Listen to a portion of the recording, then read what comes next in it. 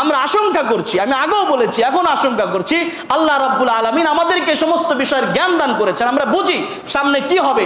আপনারা যদি চান আপনাদের সন্তানগুলো ভবিষ্যতে ঈমান নিয়ে নামাজ পড়তে মসজিদে আসে, দুনিয়াতে ঈমান নিয়ে টিকে থাকে, তাহলে অবশ্যই অবশ্যই আপনাকে এখন থেকে সতর্ক হতেই হবে।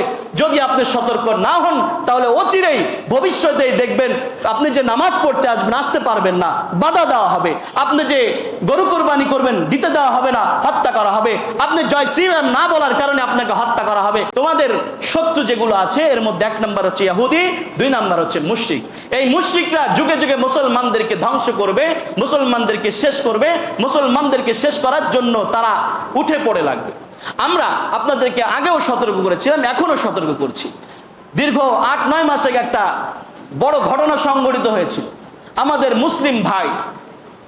মুসলিম ভাই চট্টগ্রামের আইনজীবী আলিফ সাহেবকে দিনে দুপুরে জবাই করে হত্যা করা হয়েছিল। আপনাদের মনে থাকার কথা, আইনজীবী আলিফ সাহেব, যাকে আল্লাহ পাক রব্বুল আলামিন জান্নাত দান করুক, শহীদের মর্যাদা দান করুক।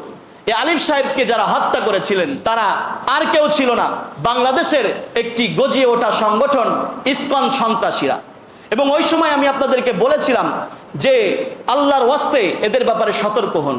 দেখুন, তারা সেই সময় থেকে আপনারা বিরোধিতাও করেন নাই, বরঞ্চ অনেক মানুষের মনে কষ্ট লেগেছে।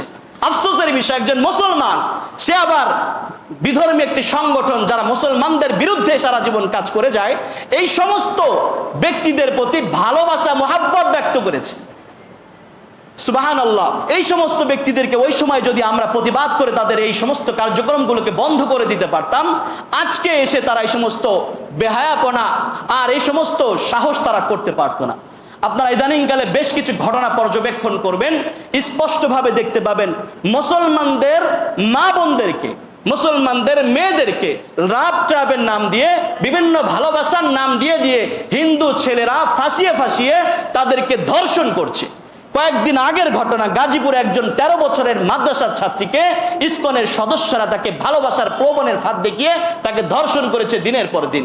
মা যখন বিচারের জন্য গেছে, মাকে তারা পিটিয়ে রক্তাক্ত করেছে।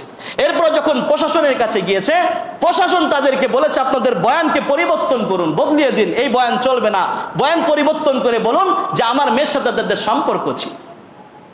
এভাবে তারা শেষ করে দিচ্ছে। কয়েকদিন আগে ওমর ফারুক সাহেব নামে একজন ব্যক্তি, যিনি হিন্দু থেকে মুসলিম হয়েছিলেন, মুসলিম হওয়ার পরে তিনি মুসলমানদেরকে ঈমানের পথে এবং বিধর্মীদেরকে ঈমানের পথে আহ্বান করতেন, ডাকতেন, দাওয়াত দিতেন। কিন্তু এটাও তারা সহ্য করতে পারে নাই। সে ওমর ফারুক রহমতুল্লাহ আলাইহিকে তারা শাহাদত বরণ করে দিয়েছে, মেরে ফেলেছে, হত্যা করেছে। একেবারে রিসেন্টলি 2-3 দিন আগের ঘটনা, একজন ইমাম গাজীপুরে, মুফতি মুহিবুল্লাহ সাহেব, একজন ইমাম, সাধারণ ইমাম, তিনি কোনো বড় পর্যায়ের কেউ নন। উনি এই ইসকনের এই সমস্ত কার্যক্রম সম্পর্কে আলোচনা করতেন, দীর্ঘদিন ধরে আলোচনা করেছেন। প্রথমত তার বাড়ি পুড়িয়ে দেওয়া হয়েছে। 2 নম্বরে যখন বাড়ি পুড়িয়ে দেওয়ার পরেও তিনি ক্ষান্ত হন নাই, তাকে নামে বেনামে বিভিন্ন প্রকারের চিঠি ইস্যু করা হতো, ডায়েরিতে প্যাডে লিখে দেওয়া হতো যে তুমি ইসকনের যে সমস্ত বিরোধিতা করো এগুলো করবা না, এবং হিন্দু মুসলিম যে ভালোবাসার কার্যক্রম তুমি যে বিরোধিতা করো এটার বিরোধিতা করবা না। এবং চিন্ময় প্রভু এই ব্যাপারে তিনি অনেক কথা বলতেন, বলেছে তুমি চিন্ময় প্রভুর ব্যাপারে কোনো কথা বলবা না, এভাবে তাকে নিষেধ করা হয়েছে। তিনি সেটাও শুনেন নাই। একটা পর্যায়ে এই গতকালকে তাকে হুমকি দিয়ে সকাল 7টার সময় তাকে গুম করা হয়েছে, এবং গুম করে তাকে কি পরিমাণ নির্যাতন করা হয়েছে। শেষ পর্যায়ে উনি বলতেছিলেন আমার বাঁচার আশা ছেড়ে দিয়েছিলাম, আমি আর বাঁচতে চাই না। কেন?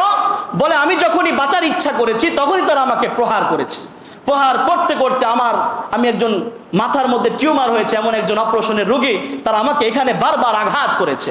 একটা পর্যায়ে তারা আমাকে চেতনানাশক ইঞ্জেকশন দিয়েছে, যার কারণে আমি আর কোনো কিছু হুঁশ পাই নাই। লাস্টে তাকে পঞ্চগড়ে একটা জায়গার মধ্যে শিকলে বাঁধা অবস্থায়, অর্ধলঙ্গ অবস্থায় পাওয়া গিয়েছে। তাহলে একবার চিন্তা করুন, 95-90 ভাগ মুসলমানের দেশে একজন ইমাম যে ইসলামের বিরুদ্ধে কথা বলার কারণে তাকে এই অবস্থার পরিণত হতে হয়েছে। আজকে আমি আপনি যদি সতর্ক না হই, সে আপনাদের মতো একজন সাধারণ আইনজীবীকে যেভাবে হত্যা করা হয়েছে, আমাদের মতো একজন আলেমদেরকে যেভাবে হত্যা করা হচ্ছে, এভাবে আরো দিন দিন তাদের কার্যক্রমগুলো আরো ভয়ঙ্কর রূপ ধারণ করবে। তখন আমরা আশঙ্কা করছি, আমি আগেও বলেছি, এখন আশঙ্কা করছি, আল্লাহ রাব্বুল আলামিন আমাদেরকে সমস্ত বিষয়ের জ্ঞান দান করেছেন, আমরা বুঝি সামনে কি হবে। আপনারা যদি চান আপনাদের সন্তানগুলো ভবিষ্যতে ঈমান নিয়ে নামাজ পড়তে মসজিদে আসে, দুনিয়াতে ঈমান নিয়ে টিকে থাকে, তাহলে অবশ্যই অবশ্যই আপনাকে এখন থেকে সতর্ক হতেই হবে। যদি আপনি সতর্ক না হন তাহলে অচিরেই ভবিষ্যতেই দেখবেন আপনি যে নামাজ পড়তে আসবেন, আসতে পারবেন না, বাধা দেওয়া হবে। আপনি যে গরু কোরবানি করবেন, দিতে দেওয়া হবে না, হত্যা করা হবে।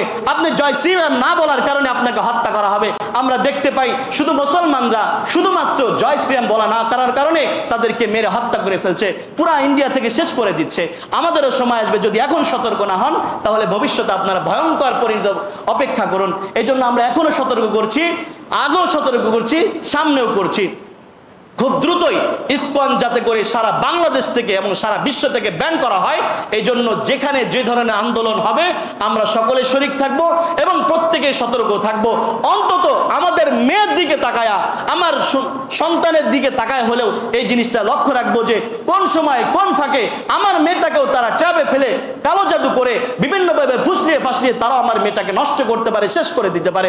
সুতরাং আপনি একজন বাবা, একজন ভাই হিসাবে এটা আপনার দায়িত্ব এবং কর্তব্য হলো তাদের সম্পর্কে সচেতন থাকা এবং তাদের সম্পর্কে পূর্ণ অবগত হয়ে তাদেরকে কিভাবে নিষিদ্ধ করা যায় যার যার জায়গা থেকে চেষ্টা করা, প্রতিজ্ঞা করা।